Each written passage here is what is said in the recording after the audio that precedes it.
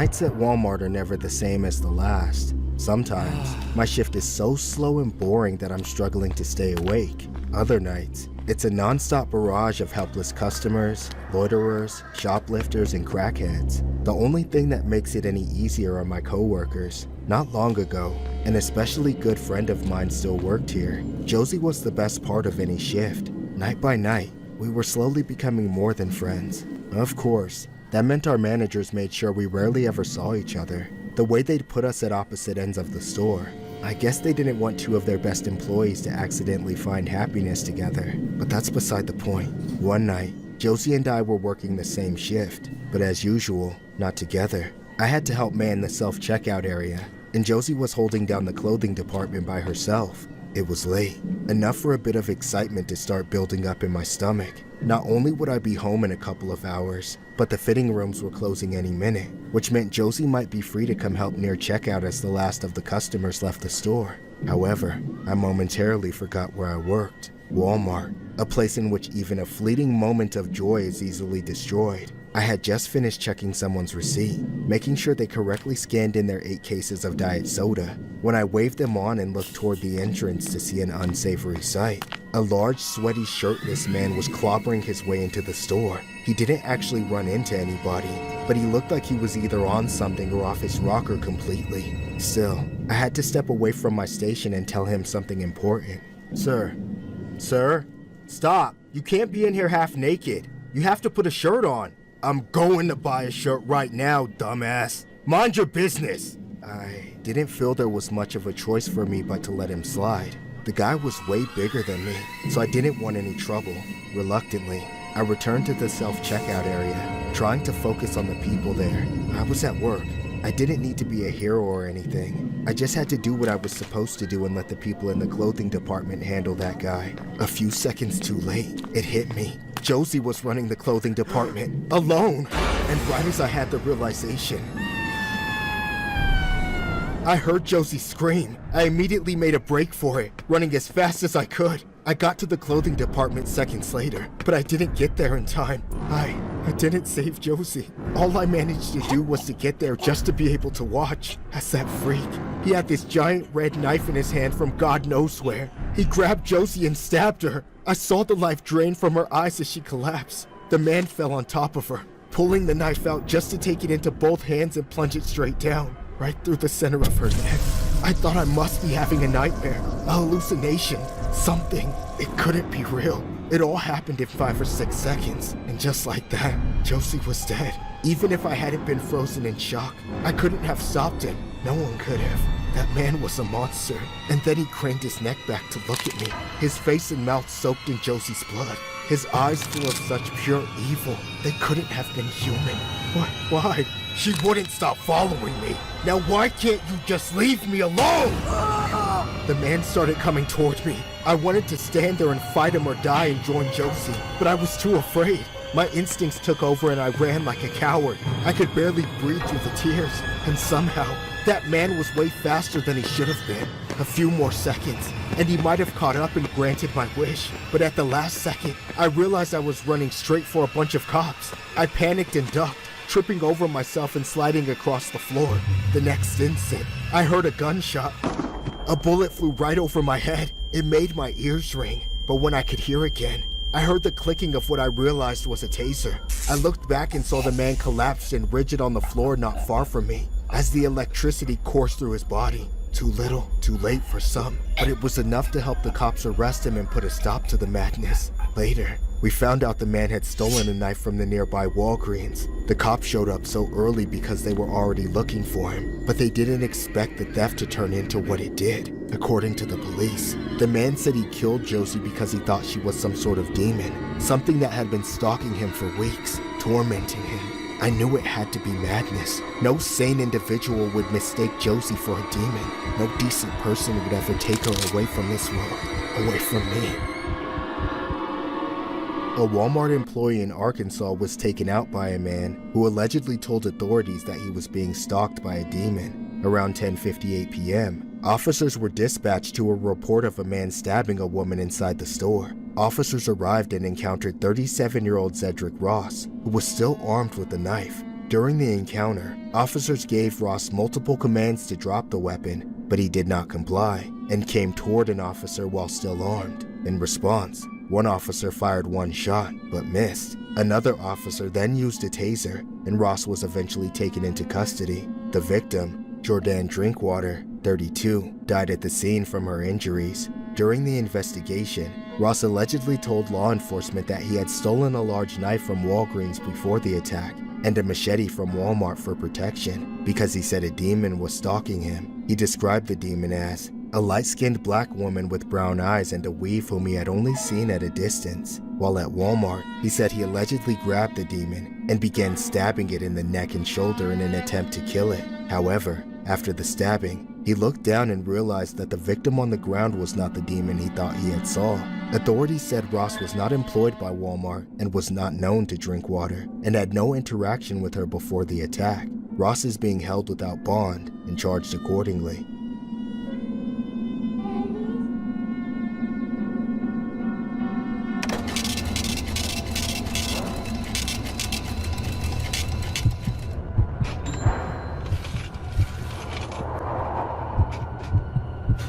The night began just like any other night spent working at Walmart. I was already looking forward to leaving.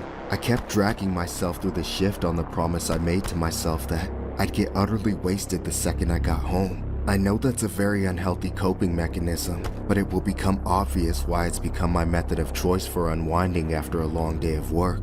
At around 10 p.m., a particular woman walked through the front entrance. She didn't grab a cart or a basket, nor did she seem capable of doing so. She had that telltale twitch of a tweaker. I couldn't tell what kind of drug she was on, just that she was on it. To try and ease the tension, I gave her the best customer service late night Walmart has to offer. Welcome in, ma'am. Can I help you find anything? Oh, find your nutsack and suck on it! Okay. Failing to reach the woman on a personal level, I began treating her like a shoplifting suspect. She was clearly too deranged to be left to wander around on her own, especially since we were short-staffed. I had a feeling the police would need to get involved if we had to remove her from the store. She was in her own world. To be honest, I was curious what she would even go for. It gets boring at night, and sometimes I like to play a little guessing game. What are the freaks going to steal this time? Food? Tampons? Deodorant? I've even seen them go for adult diapers a couple times. Turns out, I was wrong in every regard. She wasn't trying to steal anything. She crept all the way over to the bakery, where she stared at the bread shelf for several minutes. She looked over her shoulder, but she must have been too nearsighted to see me, as I wasn't even trying to hide. Then, she started digging through her hair. I rolled my eyes, thinking she probably had lice or something, but she pulled something out, something much larger than a bug, yet still too small for me to identify. She didn't stash it on her person like merchandise though. With sudden dexterity, she opened a bread bag and inserted whatever it was between two slices of a loaf. I wasn't sure what I was seeing. The corporate drone in my brain couldn't compute. She wasn't stealing. She was adding to the shelves. I had to see it happen again to make sure I wasn't going crazy and seeing life playing out in reverse. A few seconds later, she reached into her pants. I was certain there was nothing in her hand before it went in, but when it came out, she had something small and grayish brown. I still couldn't tell what it was, though I clearly saw her stick it into another loaf of bread, so I knew it was time to ask her what she was up to. I didn't want to confront her like a security guard. I just wanted to begin the process of getting her out. I didn't realize how quickly things would escalate. Excuse me, miss? I couldn't help but notice you just put something in that bread. Would you mind telling me what it was? No, you didn't see anything. Please don't tell anyone. I have to do this. I'm sorry, but you actually can't do that, and I will have to ask you to leave. And if I don't? Then I'll be forced to call the police. Okay. You wanna know what I put in there? Yes, I do. Take a good look. Out of nowhere, that bitch pulled out a rusty razor blade and slashed my arm. If I hadn't blocked, it would have gone straight to my face, but that didn't stop her from trying to cut my eye out. She lunged at me, swiping that razor through the air. Then she jumped on top of me. I fell back, smacking my head on the ground. I was focusing everything on trying to keep her from getting me with the razor, but I still felt it slicing through me all over my body. I was screaming for help and trying to keep my mouth shut at the same time, so she didn't shove it down my throat. After what felt like forever, I finally felt her weight get pulled off. She howled and shrieked as my coworkers worked together with all their collective power to restrain her. Even some customers came to help. It took everyone to rein her in. The cops came very soon after and locked her in handcuffs. Upon investigation, it was discovered that psycho woman had been stuffing razor blades into pastries and loaves of bread all night. Not just at my store, but at several other Walmarts in the area too. That's what those things she had stashed in every crevice of her body were. Rusty razor blades. I don't know what in her insane mind possessed her to do such a thing, but I don't think I'm capable of understanding.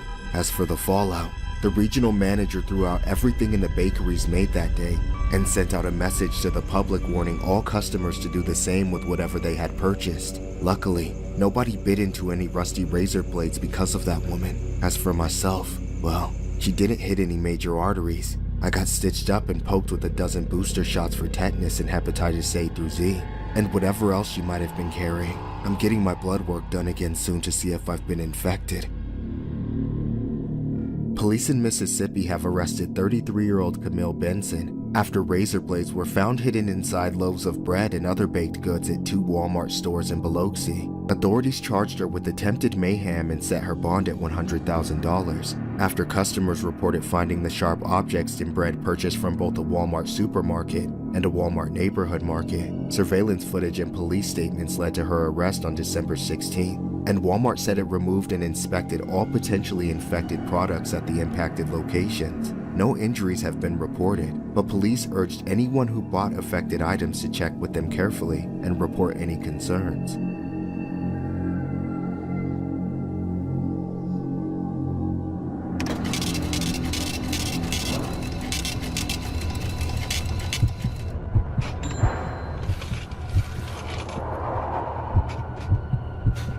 Working this dead-end job at Walmart, I have no desire to go above and beyond for my team, and I've already accumulated quite a few unpleasant memories that will stick with me for the rest of my life. Without a doubt, this is the worst one. It started on a Friday night. Barely anyone was around, but of course, that was merely false hope. Right at the end of stocking a shelf, I noticed a woman enter the aisle. I could tell she was looking at me, making her way toward me. The woman called out to me with a raspy and pitiful voice, forcing me to make eye contact. Sir, can I please use your bathroom?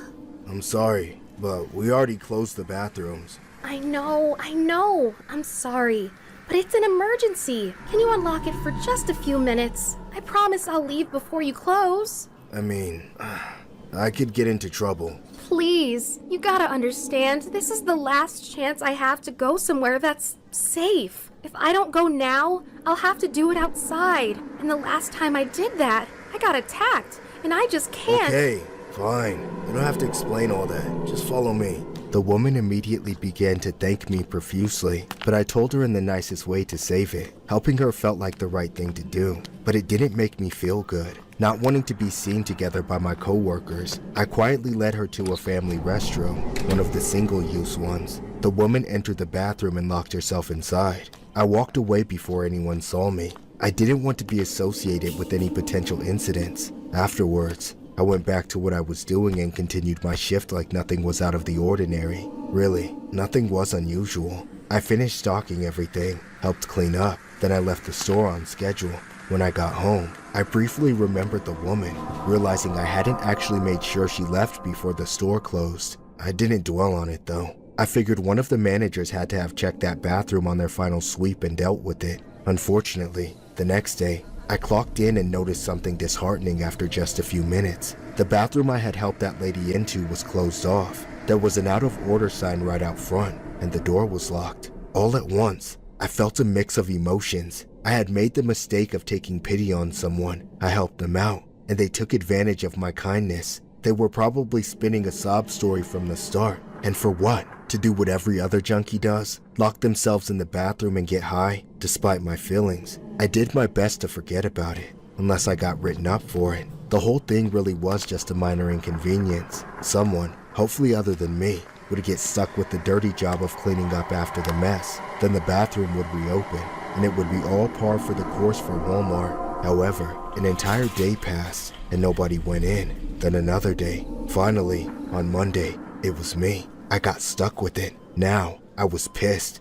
half at this drug addict who lied to me, and half at myself for believing her. As I gathered some supplies before going in, I kept thinking about how I would probably get called into the office right afterward, shown the footage of me letting her in, then slapped with some stupid punishment. If only that were the case. No repercussions I imagined would have ever come close to the reality I was about to face. I was wholly and completely unprepared as I walked up to that door. I inserted the key and turned the lock with my guard entirely down.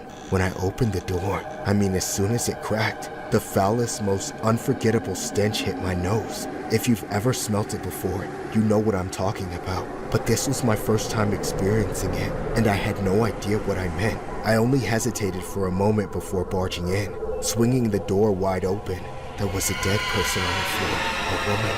The same scrawny, helpless girl I helped a few nights ago. She'd been trapped in there this whole time. Her body was bloated and leaking dark, festering fluids everywhere. I recoiled with every fiber of my being.